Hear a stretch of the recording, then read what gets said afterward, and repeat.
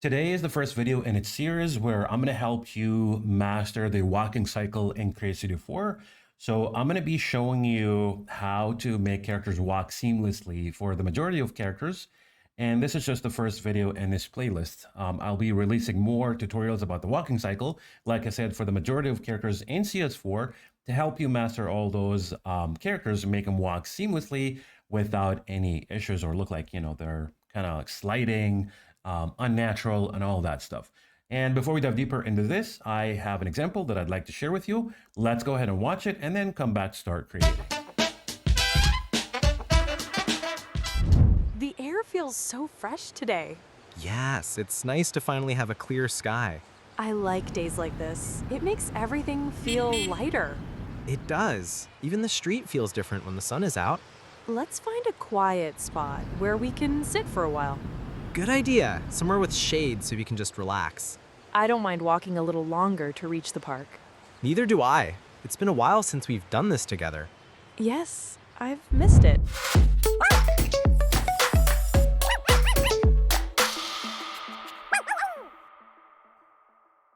I hope you enjoyed watching the example. Now it's time to show you how you can seamlessly make characters walk across the screen. And so we're going to start focusing on the doodle characters in this video. And that's what I'm about to show you. So let's just go into the studio. I got my background already, and I downloaded it from freepik.com. You're more than welcome to try out any background. But if you're looking for something more cartoonish, so you can follow along, you can always go to freepik.com. They have a lot of free images where you can download and start using in CreateStudio 4, import your images, and have fun.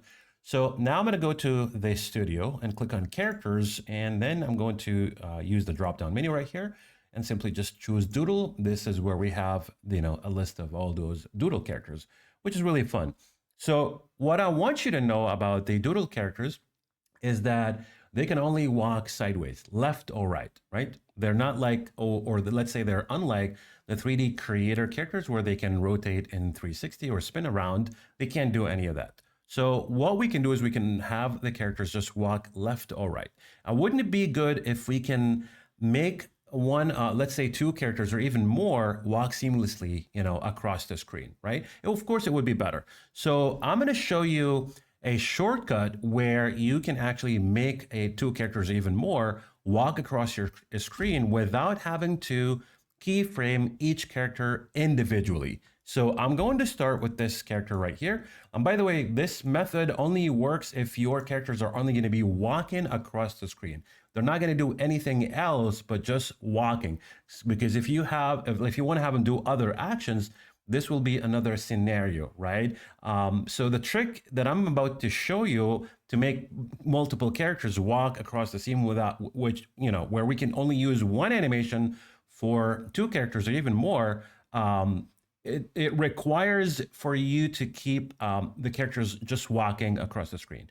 No other actions, right? So if you want to learn about making characters walk and then do other actions, let me know in the comments below. I'll be happy to make tutorials about that and show you how you can do it. So now I'm going to set up the size of the character where I want to have her start walking. She's simply going to start walking from the left side right here. And then I'm going to choose the action. So I'm going to click on the wave button on the character's track in the timeline. Click that. Now we have the list of actions. From here, I'm going to choose walking, right? And she's ready to walk. Now, what you notice is that if I zoom in on the character, you'll see that this action has something called starting animation and ending animation. The starting animation is simply where she's idle, doing basically nothing for a second or two, I guess, and then she starts walking, as you can see. So if I want to make the character walk seamlessly without sliding and look unnatural or unrealistic, I would have to disable the start and end animation. So I'm going to left click on the walking button on the character, actually right click, I'm sorry, for this character, right click, and see I have a couple of options where I can disable starting animation and an ending animation. So I'm going to disable the start animation so she can begin walking immediately right from the very first frame. And then I'm going to do the same for the ending animation as well, because at the end, when she completes her walking cycle, she's going to go back to idle. And if you keep that, again, the character will look unrealistic and she will slide a little bit, which we want to eliminate. So I'm going to right click the walking button again, disable ending animation. That way, she's going to be walking the whole time. Now, because the character is going to be walking across the screen, I want to have her take her time. She's actually going to enjoy walking with her partner. So I want to have her take her time. And so I'm going to extend the length of my background in the timeline. Let's go for 10 or 11 seconds or so, right? And then I'm going to drag or extend the character in the timeline as well.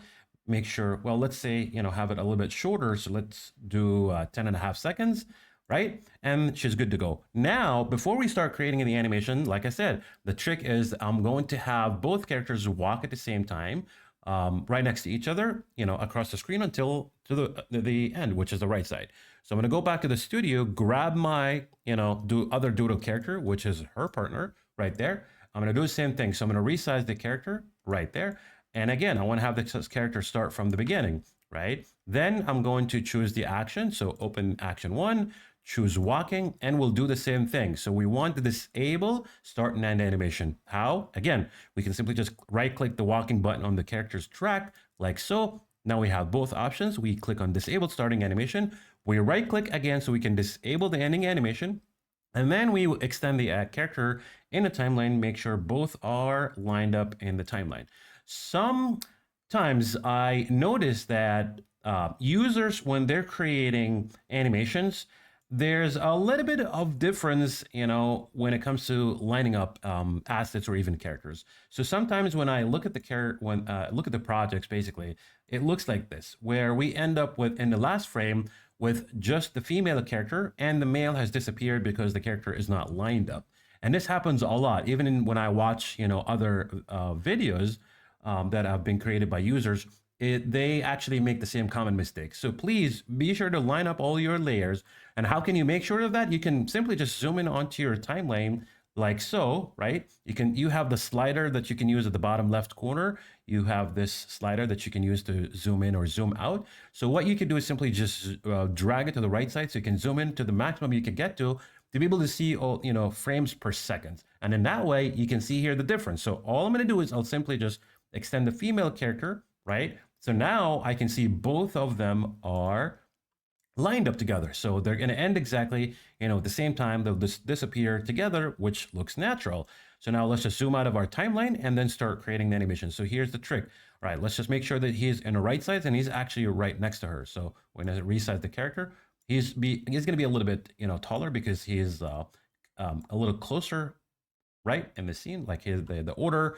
And so once we're done, we're going to start from the very beginning. And now I'm going to simply select both characters. I want to group this together. So this is the trick. I'm going to right click, right? Oops, click again, right click, group. And now I have both characters grouped up together in my scene. So now I want to have them, or create the animation to make them walk from one side to another. So all I'm going to do is where I'm at, with my playhead at the very beginning, which is 0 frame, I'll click on add animation above the timeline.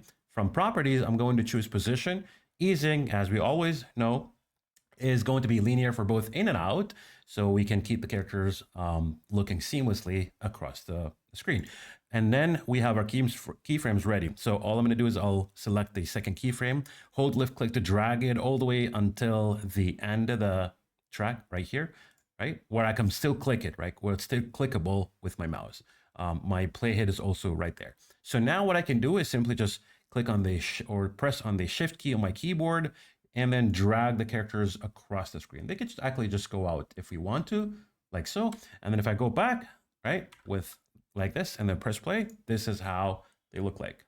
Pretty cool. They're walking a little bit faster. So if I want to make them look, slower or have them walk slower, I can easily extend the duration of the characters in the timeline, but it's basically the same trick, right? So now I want to show you how you can turn this scene into a dynamic one, because it's currently, it looks good and everything, but you can see characters are walking across, they're having fun, especially when there's voiceover and all that music, and the pretty cool stuff, but it still looks boring because the scene isn't dynamic. We only see characters simply walking across the screen, and it's just boring. So how can we turn this into a dynamic scene? Well, at this point, what I typically do is use the camera animation to add a lot of depth to my scene and make it dynamic or turn it into a dynamic scene.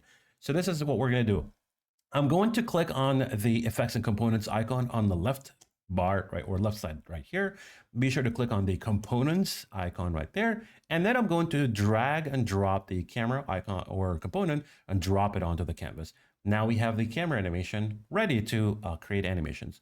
You'll also notice there's a little camera icon at the top of the timeline right here. And the camera track has a lighter gray than the rest of the timeline, right? Which indicates that this is the camera track, it's where we can create our animation. So first of all, I want to resize the camera. Before we create any animation, I want to have a zoom in, simply so I can have the camera simply track their motion, right? And be able to move alongside the characters as if the cameraman basically, let's say, is standing or right next to them, and he's shooting this scene, and he's basically walking right next to them and shooting this couple until they walk outside the scene. So this is what we do. We start by resizing the camera frame by dragging it from any of the four corners, right? Just like so. And then from here is where we're going to create our animation. So in order to start creating our first animation, what we need to do is simply double click on the camera track. You can do that or simply right click to add the first animation. So add animation right here. Now I have my camera animation ready.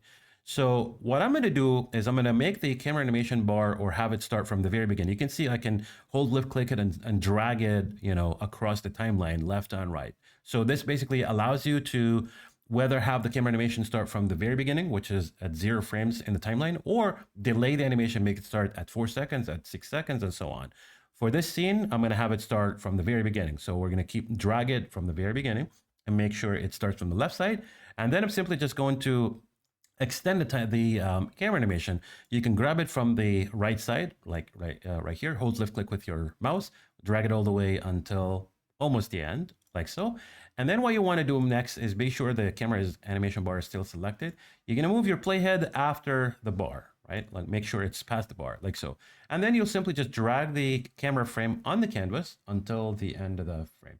Now, if the camera frame goes out the canvas boundaries, as you can see, we start seeing this red color. It's kind of an alert telling you, hey, you're doing something wrong. Please be sure to drag the camera frame back into the scene. So we do this like here until the red color disappears. And now we know we're good to go. So now if I go back and press play, right? Oops, one more settings I almost forgot, which is really important. And that is changing the easing effect for the camera animation, just to make sure that we are using the same easing for the camera and the keyframes that we have for the group. So I'm going to right click the camera animation bar, click the easing icon right here or button. Now we have the easing effects. I'm going to choose linear for both in and out. And there you have it. Now we're going to press play and you can see it's a lot dynamic because, we have a couple of movements. Both characters, the couple are walking and the background is also moving, which is really cool. So once again, if you make this slower, like if you extend the scene for about 15 or even 20 seconds, it's even going to look more seamless than that. But it looks quick and looks okay. So the cool thing about this is that you can make characters, walk seamlessly, as you can see. Plus the background is also moving alongside, to the other direction, of course, but it looks a lot more dynamic and creative than the typical way, which I usually notice, people are doing in their videos. They don't really care much about this, so their videos are boring. And I'm sorry about this, but it's the truth. I hope you found this helpful. Thank you so much for watching and stay tuned for the next tutorial. Be sure to subscribe if you're not subscribed, like and share this video so others can see this video. And thank you again for watching. I'll see you on the next one.